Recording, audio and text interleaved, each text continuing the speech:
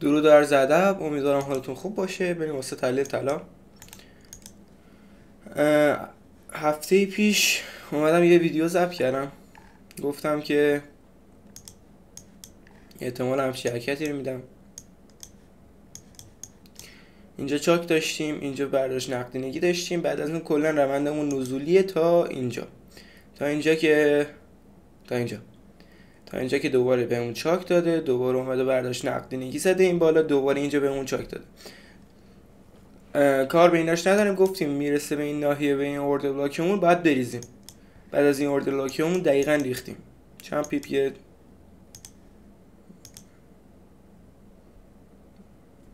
1700 پیپینو. بعد از این ناحیه ریختیم با این اوردر بلاک، با این. اوکی، ناحیه ها رو هم واسه تون مارک کردم، دونه دونه اومدیم تریدامون رو کردیم، تو لایف استیج پوزیشن هامون رو گرفتیم و خیلی خوب. پس این رنج رو درک کردیم. خب بازم براتون یه بار دیگه توضیح میدم سریع. بعد از این لگ اپریل اومدیم بهمون چاک داده بازار، توی 4 ساعت هستیم، اومده بهمون چاک داده بازار. بعد از چاک یه بی او اس داده، این بی او اس نقدینگی ایجاد کرده، فشردگی ایجاد کرده که باید برای ادامه روند قیمت این فشردگی هانت بشه. بعد از اینکه فشردگی هانت شده رفته بهش پول بک زده. اینجا یه بریکر بلاک چیزی بوده تو تایم فریم پایینتر، نیاز نیست بریم بررسی کنیم. بعد از اون دوباره بی او اس داده، بعد از اون بی او اس دوباره اینجا بهمون چاک داده. اوکی، اینجا بهمون چاک داده، اینجا با این اف جی اومده بالا، نقدینگی اینجا رو هاند کرده. بعد از اون بی او اس تا اینجا دوباره LQG داریم، لیکویدیتی گروپ داریم که اومده صرفا برداشت نقدینگی کرده، دوباره بهمون چاک داده. میگم دوباره بهمون چاک داده، دوباره بهمون چاک داده. صرفا تو روند رنج دار این شکلی بهمون چاک میده که روندمون روندی نیست. چجوری بهتون بگم؟ روندمون رنجه. خب از اپریل رنج، توی روند رنج اگه چه میدونم پرایس اکشن کار باشیم، یه باکس میندازی، سقف و کف باکس رو مشخص میکنی، حمایت ها استاتیک رو اینا رو مشخص میکنی، پوزیشناتو میگیری. ولی خب توی چی نه، توی اسمارت مانی نه، میایم دونه دونه اینا رو تحلیل میکنیم، دونه دونه لگای رنج رو تحلیل میکنیم. مثلا این یه تحلیلی داره، این لگ یه تحلیلی داره، دوباره این لگ یه تحلیلی داره. خیلی خوب. بعد از اینکه اونجا برداشت نقدینگی زد، دوباره اینجا اومد بهمون چاک داد. بعد از چاک اینجا دوباره چاک داد، به این پول بک زد، اومد دوباره اینجا برداشت نقدینگی ها، کلا نقدینگی ها اینجا رو هاند کرد. با این چی که روند، با این اوردر بلاک که روند اصلیمون از اینجا نزولی بوده ریختیم، دوباره از اینجا دوباره یک کندل بزرگ و قوی بهمون چاک دادیم. اوکی، پس روند کلی نزولیه، ولی روند اسکلپ تا تقریبا اینجاها، تا دوربر 3403 سعودی اسکلپ، به صورت اسکلپ سعودی. اینا رو کامل براتون این شکلی نمایش دادم. LQG این اوردر بلاک رو براتون پیدا کردم، اینجا لیکویدیتی هانت بوده، بعد دوباره اینجا بهمون چاک داده، بی او اس اینجا LTT داریم، ترند لاین نقدینگی داریم، ترند لاین لیکویدیتی داریم. بعد از اون دوباره اینجا بهمون چاک داده، بی او اس این بی او اس ها اینجا نقدینگی ایجاد کردن، اومده نقدینگی رو هاند کرده و همین شکلی رنج رو تحلیل میکنیم برای خودمون. اوکی، تا اینجا اوکی. یک کوچولو چارتمون شلوغ شد، خلوت‌ترش کنیم.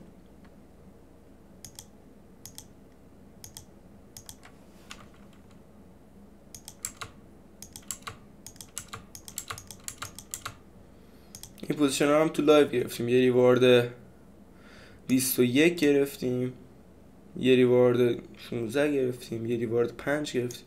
این دونه دونه پوزیشن ها رو تو لایو گرفتیم. سعی میکنم ویدیوی ژورنالاش هم براتون ضبط کنم. اوکی، بعد از اینجا انتظار داریم بازار چی بشه. خیلی خوب، اینجا چاک هم مشخص کنیم.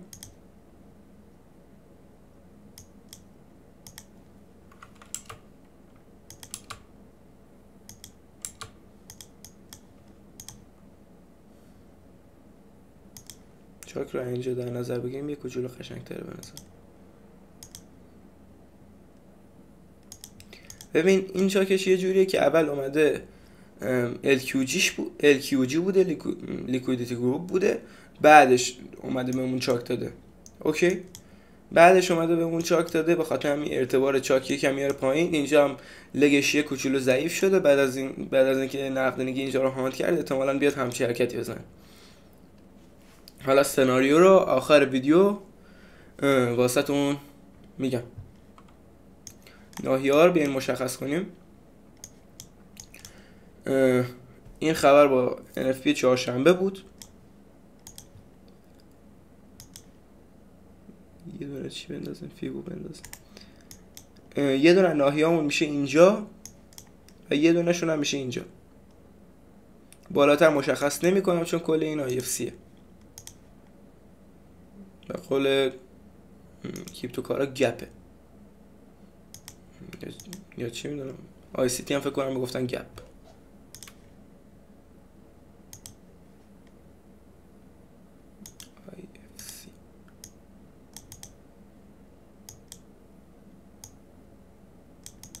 خیلی خوب.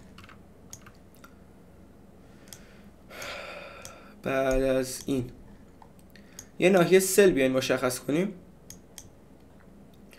اینجا که کلی نقدینگی داریم تا کجا؟ تا اینجا ها. ناحیه سلمون باید اینجا باشه. بریم تو 15 دقیقه تشخیصش بدیم. ناحیه نقدینگیمون مشخص کردیم دیگه. نقدینگی اینجا هم هاند شده، نقدینگی اینجا هم هاند شده، اینجا هم کلی نقدینگی داریم تا اینجا.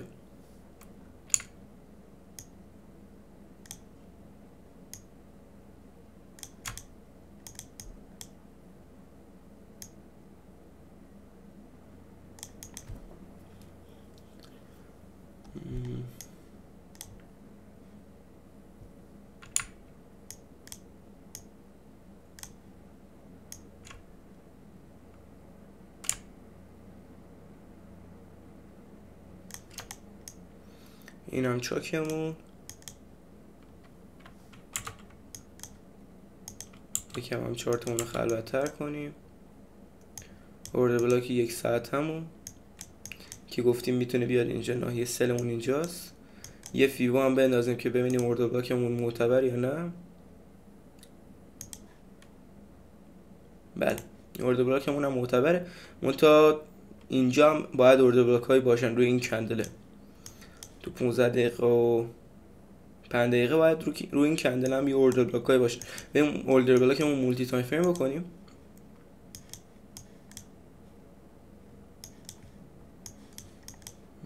اینجا یکم دقیق ترش کنیم، اینجا هم یه کوچه خوشگل ترش کنیم. اوردر بلاک مولتی تایم فریممون میشه این FVG.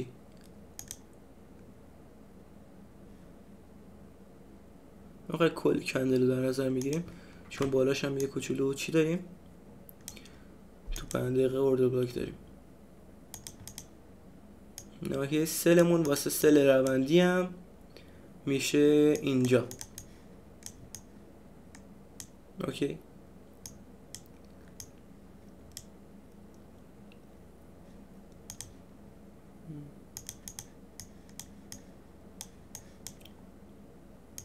ناحیه سلمون هم میشه اینجا. ناحیه بایمون کجا میشه واسه بای؟ یه ناحیه بایمون میشه اینجا. کلا این پایین دیگه ناحیه بایمون، بقیهش اینجا که لیکویدیتی نقدینگی چی میگم، ترن لاین نقدینگی لیکویدیتی ترن لاینه. اینجا فقط معتبره. من باز اینجا رو بیشتر میپسندم تا بقیه چیش. حالا این که یه خودش چی بود؟ اینجا رو باز من بیشتر میپسندم تا این ناحیه بالایی، چرا که میتونه بیاد به ناحیه بالایی هاند کنه، اینجا نقدینگی اینجا رو هاند کنه، بعدش برسه این. سعی میکنم از این هفته هر روز ویدیو تحلیل رو بگیرم واسهتون ضبط کنم و تا ساعت 9 هم ارسال کنم واسهتون که هر روز ستاپایی که داریم و خبرها و همه اینا رو بررسی کنیم. ساعت 10 هم خبر داریم، ساعت 10 هم سعی میکنیم پوزیشن نداشته باشیم و بله هم یه آنلاین نقدینگی داریم. پس سناریومون واسه امروز،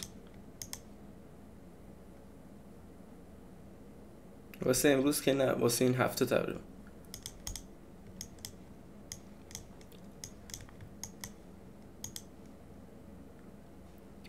یه سناریو داریم که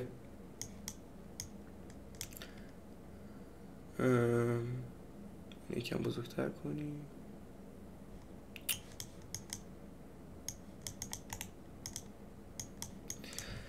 یه سناریو داریم که میایم از اینجا پول بک میزنیم به این ناحیه بایمون، اینجا تاییدیمون میگیریم تا اینجا دوباره سل میشیم تا اینجا.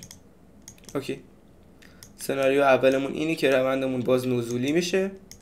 سناریو دوم که باعث میشه روندمون صعودی بشه همچین حرکتی میاد، اول به اینجا پول میاد، اول به اینجا میرسه تا قبل از اینکه به اینجا برسه. اینجا پوزیشن سل بهمون میده تا کجا؟ تا اینجا. بعد از اینجا روندمون صعودی میشه. اوکی. پس دو تا سناریو داشتیم دیگه. یک پول بک میزد به اینجا، دوباره برمیگشتیم به اینجا، همچین حرکتی میزدیم. میخوای عکس بگیر. و سناریو دوم از همینجا میرفتیم بالا، پول بک میدادیم به اینجا دوباره براش نقدینگی میکرد، ستاپ لانگ بهمون نمیداد، برمیگشت تا اینجا لانگ میکردیم تا اینجا. ناحیه ها رو بهتون میگم. ناحیه اول که همین ناحیه است میشه 3410. ناحیه دوم این ناحیه است 3300.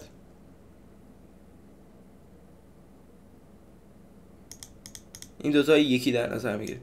و ناحیه چهارم و ناحیه سوم اینجاست. این میشه برداشت نقدینگی، میرسه به اینجا تاییدیمون میگیریم، لانگ میکنیم تا سقف رنج که کجا باشه؟